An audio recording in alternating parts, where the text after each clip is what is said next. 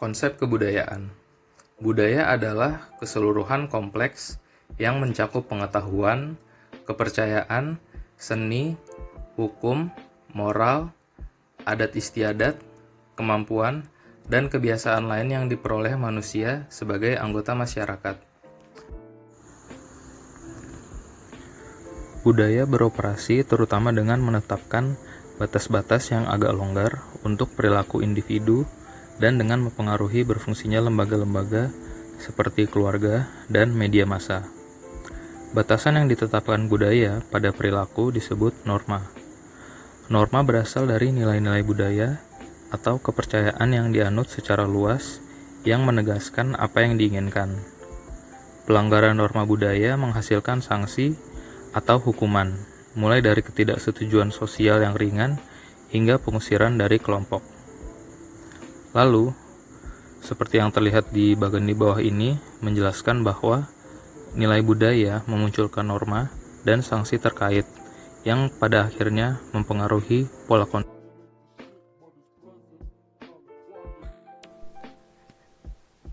Terdapat 3 bentuk luas nilai budaya, yaitu yang pertama, nilai berorientasi lain, kemudian yang kedua, nilai berorientasi lingkungan, dan yang terakhir, nilai berorientasi pada diri. Nah, untuk yang pertama, nilai yang berorientasi lain, itu maksudnya nilai yang mencerminkan pandangan masyarakat tentang hubungan yang sesuai antara individu dan kelompok dalam masyarakat. Hubungan ini pun sangat memberikan pengaruh besar terhadap praktik pemasaran.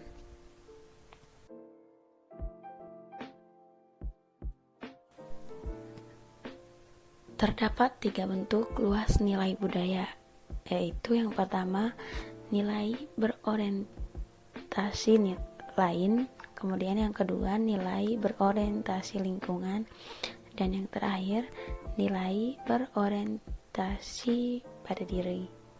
Nah, untuk yang pertama, nilai yang berorientasi lain, itu maksudnya nilai yang mencerminkan pandangan masyarakat tentang hubungan yang sesuai antara individu dan kelompok dalam masyarakat. Hubungan ini pun sangat memberikan pengaruh besar terhadap praktik pemasaran.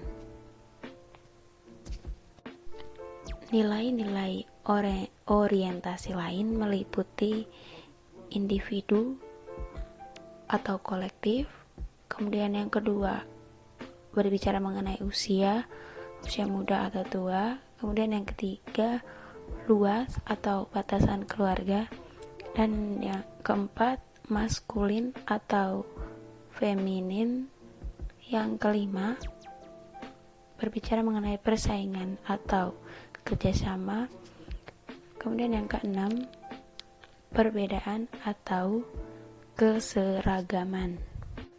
Yang pertama, nilai-nilai individu. Pola yang dapat kita lihat dari nilai individu yaitu perubahan perilaku dan alasan seseorang dalam membelanjakan uang atau sumber daya yang mereka kelola dan mereka miliki. Contohnya, misalnya, jika seseorang memandang bahwa mengonsumsi makanan di restoran McD adalah sebuah keinginan atau kebutuhan, maka tentunya dia akan berusaha untuk mencapai kepuasannya atau keinginannya tersebut. Sebaliknya, misalnya seseorang memandang bahwa mengonsumsi makanan yang disajikan di sebuah restoran itu sebagai sesuatu yang kurang begitu penting atau hal-hal yang biasa saja, maka ia tidak akan berusaha semaksimal mungkin untuk datang dan makan di restoran tersebut, walaupun sebenarnya memiliki kemampuan untuk datang atau dan makan di restoran tersebut. Dengan kata lain, bahwa dalam budaya individualistis, barang-barang mewah dibeli hanya sebagai salah satu cara untuk mengekspresikan diri atau untuk membuat diri menonjol. Namun, konsumen yang berada di negara yang lebih kolektif itu lebih peduli tentang bagaimana mereka diperlakukan dalam hal rasa hormat dan perhatian. Nah, yang kedua juga yaitu mengenai usia. Nah, di sini pemasar harus mempertimbangkan usia dari sasaran produknya.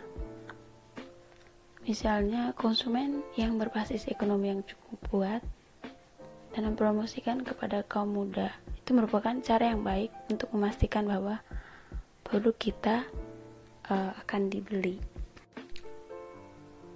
Bisa dikatakan bahwa pemasar harus mengetahui apakah dalam budaya pada suatu tempat anak-anak sebagai kaum muda lebih berperan dalam pembelian dibandingkan dengan orang dewasa. Nah, itu pemasar harus mengetahui hal tersebut untuk mengetahui sasaran konsumennya. Yang keempat, mengenai luas atau tidaknya cakupan atau luas atau batasan keluarga saja. Jadi di sini pemasar perlu memahami peran keluarga dalam budaya yang mereka layani dan harus bisa menyesuaikannya. Contohnya itu misalnya di Amerika Serikat, keluarga didefinisikan secara sempit dan kurang penting dibandingkan di negara lainnya. Oleh karena itu, pemasar harus bisa menyesuaikan dengan budaya setempat. Nah, yang berikutnya itu berkaitan dengan jenis kelamin atau apa yang dibutuhkan oleh pria dan harus bisa dikelompokkan antara kebutuhan pria dan kebutuhan wanita. Yang berikut itu berkaitan dengan budaya persaingan atau keseragaman. Nah, pemasar harus mengetahui bahwa suatu tempat itu apakah konsumennya selalu bersaing untuk menggunakan produk-produk yang berkualitas atau bernilai tinggi, ataukah merupakan suatu tempat yang menganut budaya yang memilih untuk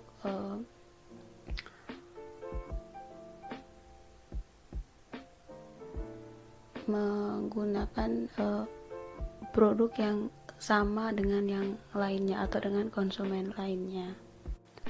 Bisa dikatakan juga bahwa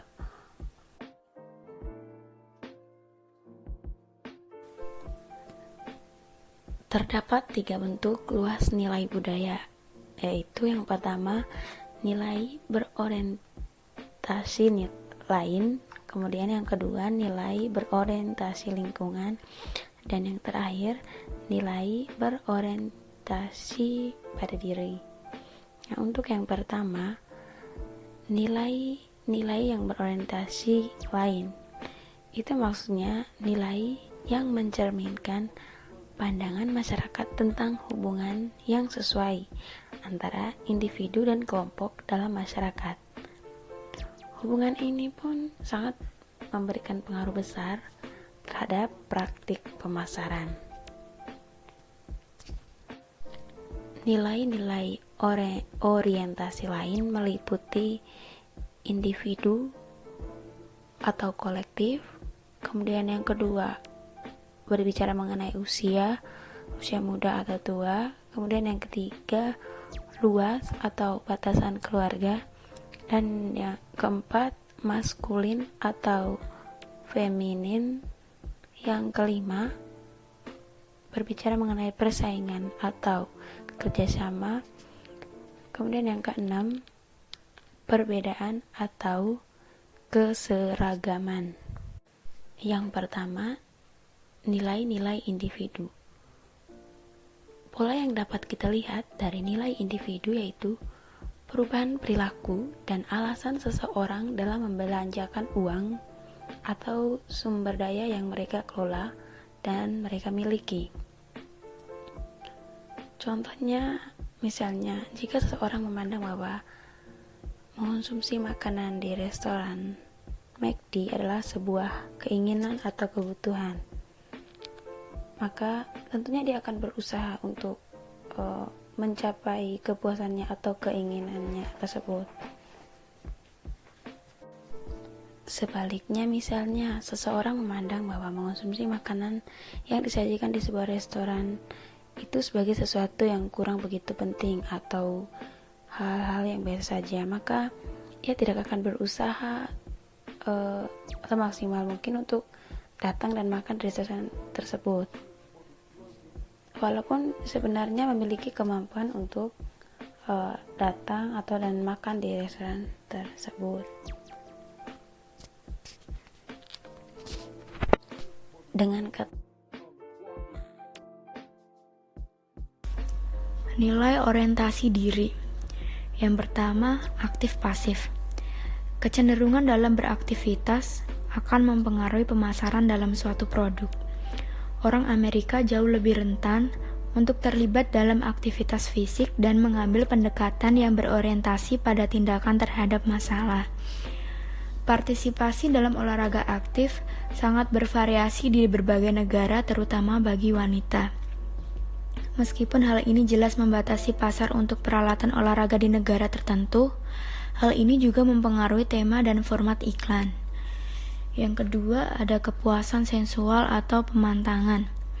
Yang dimaksud di sini adalah apakah suatu negara menggunakan daya tarik seks atau sensualitas, atau apakah memberikan pembatasan pada iklan yang dibuatnya terhadap sensualitas. Yang ketiga, ada material atau non-material. Materialisme instrumental adalah perolehan hal-hal yang memungkinkan seseorang melakukan sesuatu. Terminal materialisme adalah barang yang diperoleh untuk kepentingan dari apa yang dimiliki oleh benda itu sendiri, seperti seni. Seni umumnya diperoleh untuk kesenangan daripada sebagai alat untuk tujuan lain. Yang keempat, ada kerja keras atau santai. Seseorang pemasar harus melihat apakah dalam suatu negara memiliki lebih nilai kerja dalam aktivitasnya dibandingkan dengan waktu luang atau santai. Nilai ini memiliki konsekuensi penting bagi gaya hidup dan permintaan untuk aktivitas rekreasi. Yang kelima, penundaan kepuasan atau kesegeraan kepuasan. Orientasi jangka pendek dan orientasi jangka panjang mempunyai implikasi pada strategi bisnis serta usaha untuk mendorong menabung dan juga pada penggunaan kredit. Yang keenam, ada religi sekuler atau duniawi. Dalam hal ini, para pemasar lebih melihat pada doktrin atau ketetapan yang berlaku di kehidupan keseharian suatu negara yang akan dipasarkan.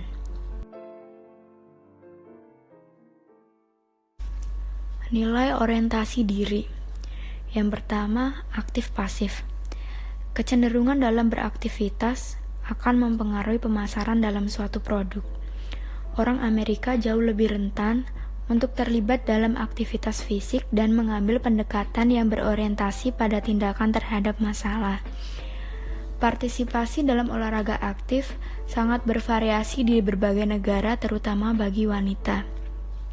Meskipun hal ini jelas membatasi pasar untuk peralatan olahraga di negara tertentu, hal ini juga mempengaruhi tema dan format iklan. Yang kedua, ada kepuasan sensual atau pemantangan.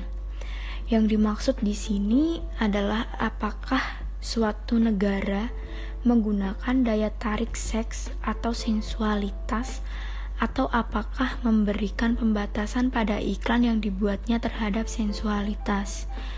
Yang ketiga, ada material atau non-material. Materialisme instrumental adalah perolehan hal-hal yang memungkinkan seseorang melakukan sesuatu. Terminal materialisme adalah barang yang diperoleh untuk kepentingan dari apa yang dimiliki oleh benda itu sendiri, seperti seni. Seni umumnya diperoleh untuk kesenangan daripada sebagai alat untuk tujuan lain. Yang keempat ada kerja keras atau santai. Seseorang pemasar harus melihat apakah dalam suatu negara memiliki lebih nilai kerja dalam aktivitasnya dibandingkan dengan waktu luang atau santai. Nilai ini memiliki konsekuensi penting bagi gaya hidup dan permintaan untuk aktivitas rekreasi. Yang kelima, penundaan kepuasan atau kesegeraan kepuasan. Orientasi jangka pendek dan orientasi jangka panjang mempunyai implikasi pada strategi bisnis serta usaha untuk mendorong menabung dan juga pada penggunaan kredit. Yang keenam, ada religi sekuler atau duniawi. Dalam hal ini, para pemasar lebih melihat pada doktrin atau ketetapan yang berlaku di kehidupan keseharian suatu negara yang akan dipasarkan.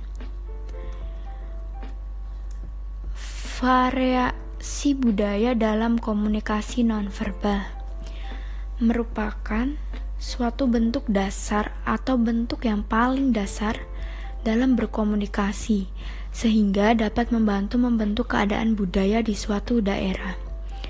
Komunikasi nonverbal sebagai bentuk komunikasi yang digunakan oleh manusia untuk mengadakan kontak dengan realitas lingkungannya, yang mempunyai persamaan komponen dengan komunikasi verbal, sehingga dapat membentuk keragaman budaya.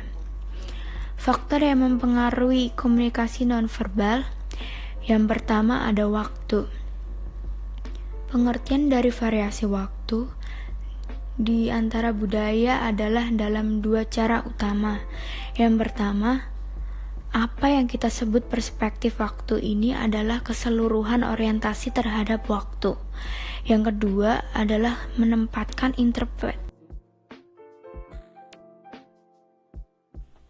budaya global.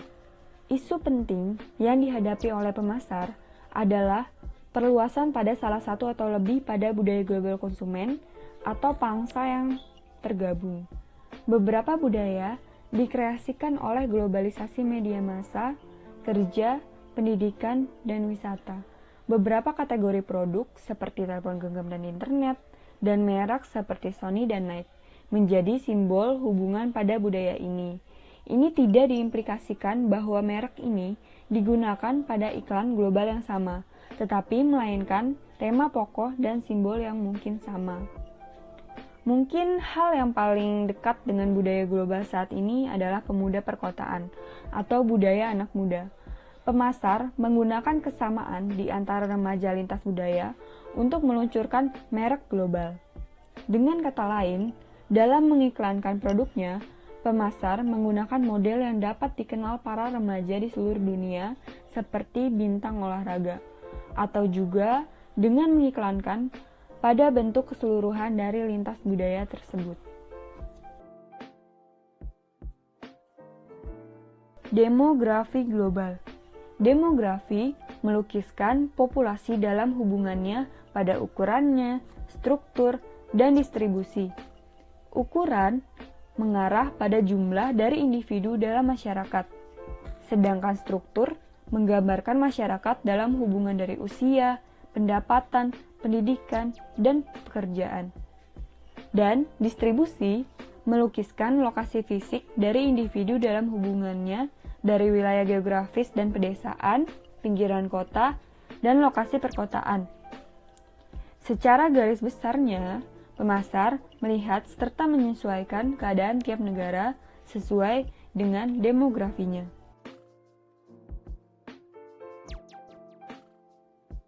Aspek utama yang perlu dipertimbangkan oleh pemasar ketika akan memasuki pasar luar negeri. Terdapat 7 aspek penting yang perlu dipertimbangkan dalam upaya memasuki pasar luar negeri, yaitu: pertama, apakah area geografis homogen atau heterogen sehubungan dengan budaya?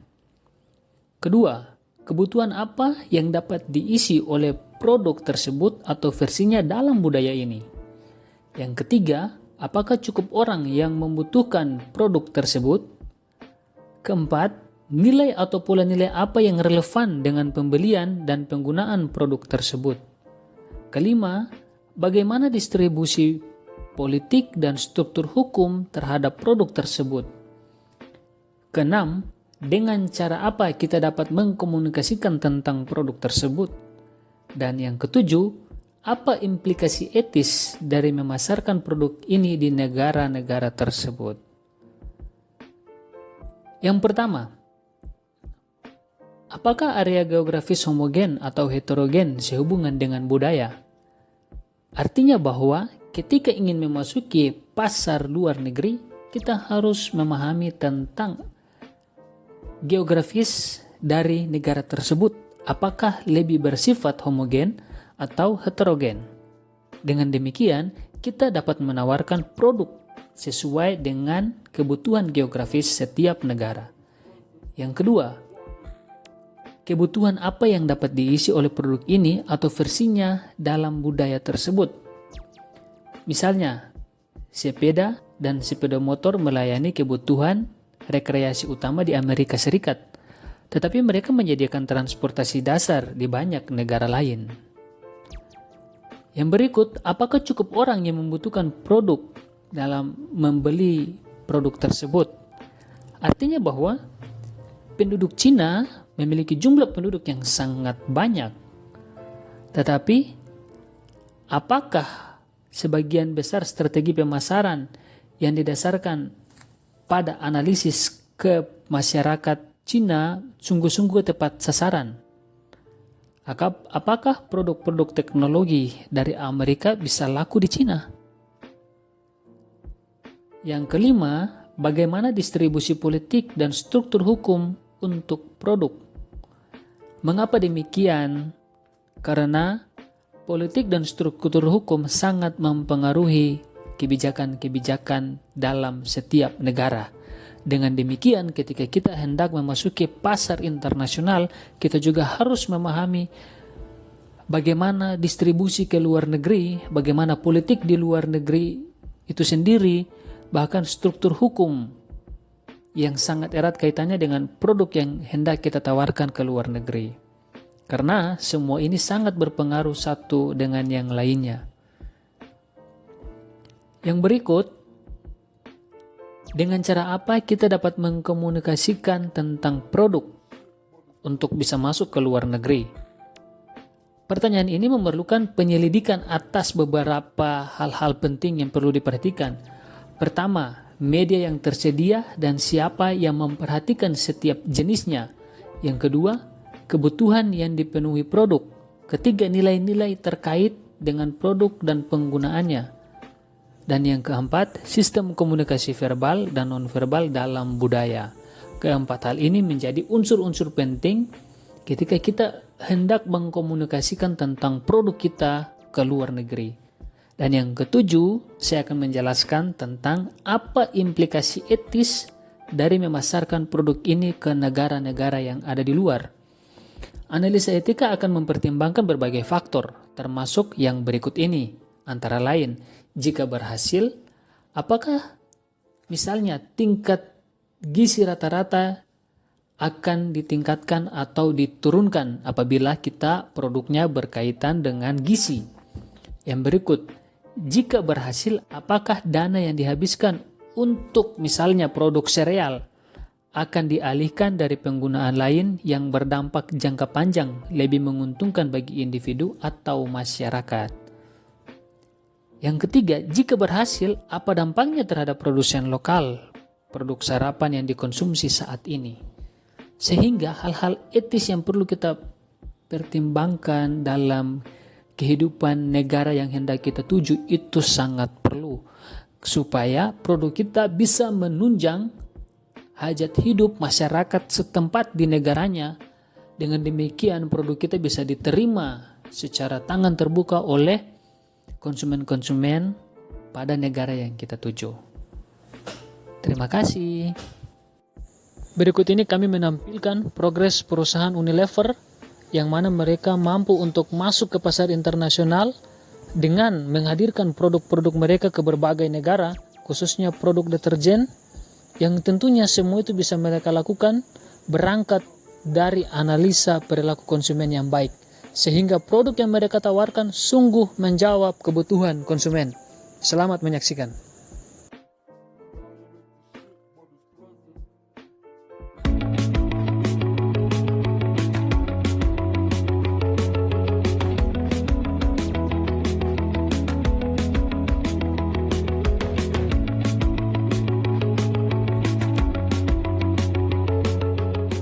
Using videos to bring the global consumer to life is a bit of a no-brainer. I think our role as marketers, as researchers, should be about the consumer. The consumer should be at the heart of everything we do.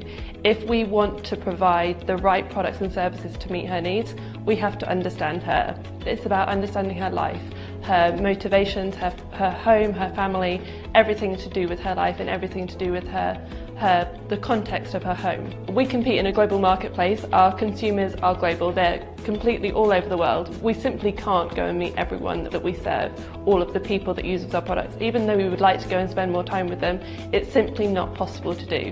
What we can do is bring the consumer to us via video, and that's what we try to do here. The reason why we wanted to create PeopleView as a video portal is to make that consumer connection quick, easy and accessible. Everyone has access to all of the same footage, all of the same videos. The feedback has been unanimously positive actually for both PeopleView and all of our individual films that we've created. The ability to connect with consumers without having to really think about it is a huge benefit to people. There's been a lot of examples even now of people saying to me that they've been struggling to write a concept and suddenly they watched a video on Indonesia. They changed their insight based on something that one person said in a film, and their concept then went from a bit of a risky position in their concept testing to something a lot stronger in the market. So it is having a really kind of tangible impact as well.